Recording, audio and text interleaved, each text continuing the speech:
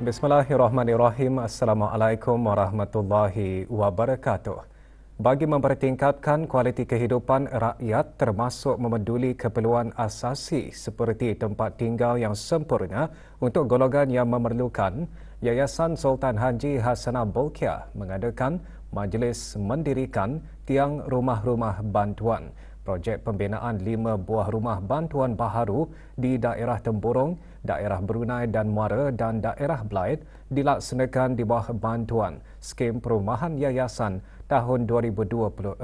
Projek dijangka siap sepenuhnya pada bulan Mac 2025. Hadir menyempurnakan majlis Yang Berhormat Pihin Dato' Lela Raja Meja Jar Bersara, Dato' Peruka Seri Awang Haji Halbi bin Haji Muhammad Yusof, Menteri di Jabatan Perdana Menteri dan Menteri Pertahanan kedua selaku pengerusi lembaga pengarah yayasan. Juga hadir Yang Berhormat Dato' Seri Setia Dr. Awang Haji Muhammad Hisham bin Haji Jaafar, Menteri Kesihatan selaku timbalan pengerusi lembaga pengarah yayasan. Dan Yang Berhormat Datuk Seri Setia Haji Awang Nazmi bin Haji Awang Muhammad, Menteri Kebudayaan Belia dan Sukan selaku ahli lembaga pengarah yayasan dan pengerusi jawatankuasa meneliti bantuan yayasan. Juga hadir Dr. Dayang Nori Imtihan binti Haji Abdul Razak, Setiausaha Tetap Perancangan Guna Tanah dan Alam Sekitar di Kementerian Pembangunan selaku pemangku pengarah urusan yayasan.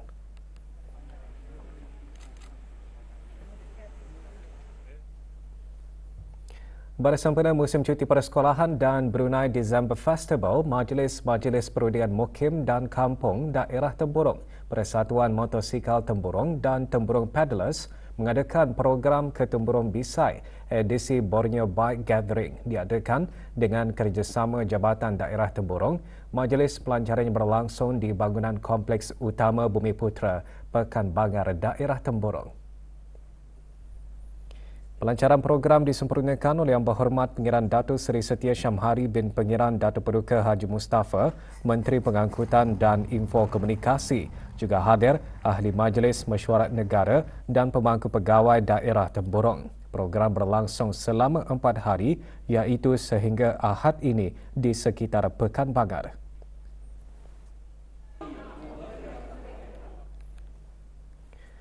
Juga diadakan sempena aktiviti program ke Temburong Bisai ialah pertandingan memancing. Pertandingan diadakan di dermaga Pekan Bangar.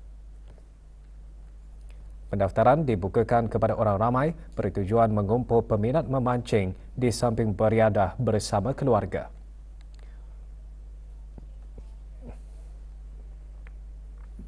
Jualan perkhidmatan makanan dan minuman mencatatkan peningkatan pada suku tahun ketiga 2024 sebanyak 1.7%. Jabatan Perancangan Ekonomi dan Statistik Kementerian Kewangan dan Ekonomi dalam siaran medianya mengongsikan peningkatan tersebut didorong oleh hasil jualan bagi perkhidmatan catering 8.6% dan restoran 3.4%. Nilai jualan perkhidmatan makanan dan minuman menurun 2.4% berbanding tahun lalu dengan hasil jualan menurun kepada RM112.2 juta. Dari segi volume, jualan perkhidmatan makanan dan minuman juga mencatatkan pertumbuhan negatif sebanyak 3.1%, menunjukkan penurunan permintaan domestik. Penurunan hasil jualan makanan dan minuman disebabkan oleh penurunan hasil jualan bagi kedai makanan segera, aktiviti penyajian minuman, lain-lain perkhidmatan makanan dan restoran. Prestasi jualan runcit mencatatkan penurunan 5.6% dengan hasil jualan menurun kepada RM392.4 juta. Dari segi volume, aktiviti jualan runcit mencatatkan pertumbuhan negatif 5.1%. Penurunan hasil jualan runcit didorong oleh penurunan jualan peralatan komputer dan telekomunikasi, diikuti jualan peralatan elektrik dan pencahayaan isi rumah di kedai khusus, jualan gedung serba-neka, jualan di pasar raya dan jualan di stesen minyak. Laporan penuh layari laman Sesawang JPES. Agama Islam tidak pernah menyisihkan umatnya sama ada yang dilahirkan sempurna ataupun yang dilahirkan dengan kelainan upayanya. Perkara tersebut antara intipati khutbah Jumaat mengutamakan kebajikan dan kesejahteraan golongan orang kelainan upaya. Khutbah turut menyeru agar kita sama-sama berusaha mempertingkatkan kualiti kehidupan OKU untuk memperkokohkan kesejahteraan mereka di samping memastikan golongan tersebut terus menyumbang ke arah peningkatan sosial, kemajuan ekonomi, kemakmuran negara dan ke arah mencapai wawasan Brunei 2035. Hadiran golongan OKU di dunia ini hendaklah dipahami, dibantu dan dibimbing supaya mereka berasa dikasihi, dihargai dan tidak berasa disisihkan oleh masyarakat agar mereka dapat menjalani dan meneruskan kehidupan ini dengan lebih baik dan lebih sejahtera. Oleh yang demikian, janganlah kita mengabaikan dan memandang rendah terhadap golongan OKU. Kita juga mempunyai tanggungjawab memberikan pendidikan yang bersesuaian agar mereka dapat hidup bersama masyarakat, mengenal pasti kemampuan dan kelebihan mereka. Sama-samalah kita berdoa, semoga kita semua dan golongan orang-orang kelainan upaya di negara ini akan dikurniakan keagamaan yang tinggi, dikurniakan kesehatan dan sentiasa mendapat perlindungan Allah Subhanahu wa taala. Amin ya rabbal alamin. Projek Embrace Differences yang dikendalikan oleh kumpulan Nuria menggariskan komitmen bagi memupuk keterangkuman, inovasi dan kemampanan dalam pendidikan serta faedah berpanjangan untuk komuniti autistik di negara Brunei Darussalam. Menerusi projek tersebut juga diharap dapat menangani jurang sedia ada dalam program jangkauan kesedaran dan literasi digital untuk komuniti autistik. Project Embrace Differences is not just a name, it's a call for acceptance, understanding and empowerment. It urges us to celebrate the unique abilities and potential of individuals with autism, bridging gaps in awareness, inclusion and support. Well, it's a reminder that embracing differences is not only about compassion, but also about creating a society where everyone has the opportunity to thrive. Projek Embrace Differences dilaksanakan di bawah program jangkauan komuniti, program pembangunan eksekutif ke-31 bagi pegawai kanan kerajaan yang dianjurkan oleh Institut Perkhidmatan Awam. Kumpulan Nuria percaya peralatan dan pengetahuan digital boleh memperkasa kanak-kanak autistik untuk meningkatkan kemahiran akademik dan sosial mereka selain membantu ibu bapa dan guru dengan sumber lebih baik untuk memupuk pertumbuhan komuniti autistik. Inisiatif ini juga sejajar dengan Pelan Induk Ekonomi Digital Negara Brunei Darussalam 2020 hingga 2025.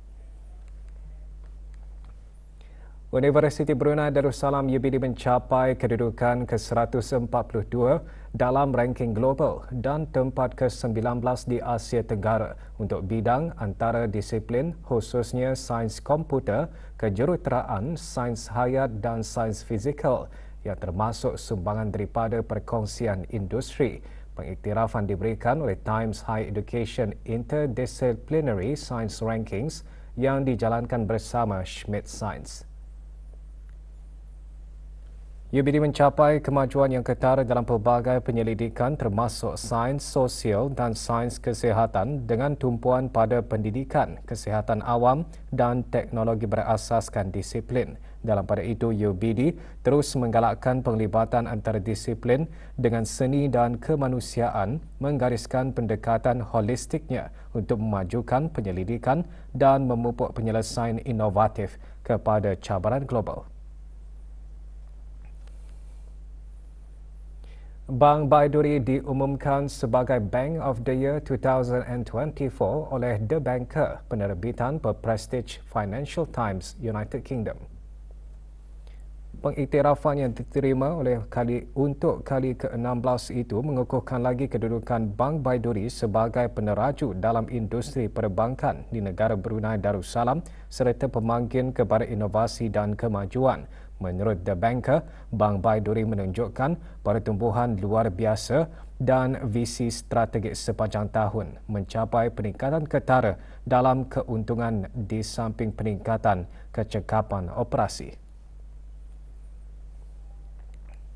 Kembali selepas ini untuk mengikuti bahan berita lainnya. Cuaca ekstrim boleh memberi ancaman besar kepada nyawa dan harta benda. Berikut adalah langkah-langkah bagi menangani risiko cuaca ekstrim yang tidak diduga. Nasihat cuaca akan dikeluarkan apabila cuaca aktif berpotensi berlaku. Sekiranya potensi meningkat, amaran akan dikeluarkan serta-merta. Amaran cuaca mempunyai 3 kod warna. Kuning bermakna risiko rendah, jingga berisiko sederhana, merah berisiko tinggi. Apabila amaran kuning dikeluarkan, sentiasa berwaspada dengan maklumat cuaca terkini. Jauhi kawasan terjejas dan berhati-hati dengan serpihan yang berterbangan disebabkan tiupan angin. Patuhi had laju di jalan raya. Larang kanak-kanak bermain berdekatan longkang besar atau sungai. Cari perlindungan jika ada di luar. Matikan semua peralatan elektronik yang tidak diperlukan. Jika cuaca bertambah buruk, amaran jingga akan dikeluarkan. Bersedia untuk melindungi diri, keluarga dan harta benda anda. Nyalakan lampu kecemasan kenderaan dan jika perlu, berhenti di lokasi yang selamat. Jika anda menetap di kawasan yang terdedah kepada banjir, pindahkan benda-benda yang berharga ke tempat yang lebih selamat. Pastikan anda mengikuti semua langkah berwaspada amaran kuning. Apabila cuaca menjadi lebih buruk, amaran merah akan dikeluarkan. Ambil tindakan serius dan segera bertindak untuk menyelamatkan diri, keluarga dan harta benda anda. Ikuti arahan daripada pihak berkuasa dan ikuti semua langkah amaran kuning dan jingga. Bertenang dan berlindung di tempat selamat dan hubungi talian kecemasan jika perlu. Untuk maklumat lanjut, dapatkan maklumat cuaca terkini dari aplikasi Brunei WX, media sosial jabatan, siaran rangkaian televisyen dan radio negara. Jabatan Kaji Cuaca Brunei Darussalam membantu anda lebih memahami cuaca. Orang ramai digesa untuk berwaspada terhadap penipuan laman sesawang yang menyamar sebagai Jabatan Imigresen Malaysia, Malaysia Digital Arrival Card MDAC. Gesaan itu dibuat oleh Bank Islam Brunei Darussalam BIBD berikutan laporan menunjukkan individu sedang dialihkan ke laman sesawang palsu yang menyamar sebagai platform rasmi MDAC.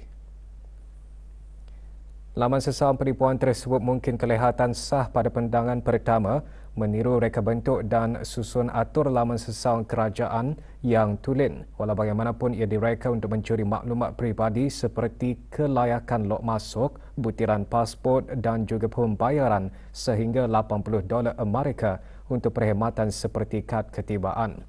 Mendapatkan kad ketibaan biasanya percuma dan tidak memerlukan bayaran. Sehubungan itu, BIBD mengingatkan penipuan serupa juga boleh berlaku merentasi sempadan antarabangsa menyamar sebagai jabatan imigresen dari pelbagai negara. Santai-santai JP sempena Brunei December Festival ke-8 memberi peluang kepada para pengunjung untuk meluangkan masa bersama keluarga.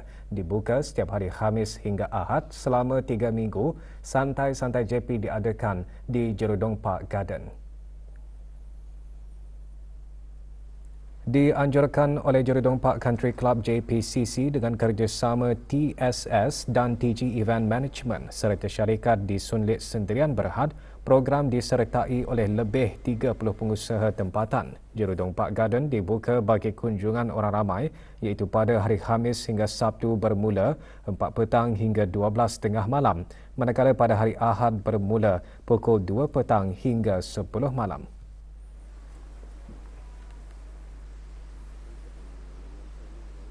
Adalah percuma.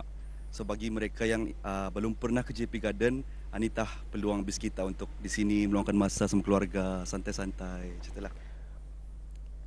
Pelbagai aktiviti diadakan dalam memeriahkan lagi cuti persekolahan akhir tahun. Wafa Hotel and Apartment mengadakan kelas memasak yang dibukakan kepada orang ramai. Aktiviti seumpamanya bukan sahaja menambah ilmu pengetahuan dalam bidang masakan, malah juga bertujuan mengeratkan silaturahim dalam kalangan peserta. Selain itu, peserta juga diajar teknik dan kaedah asas baking.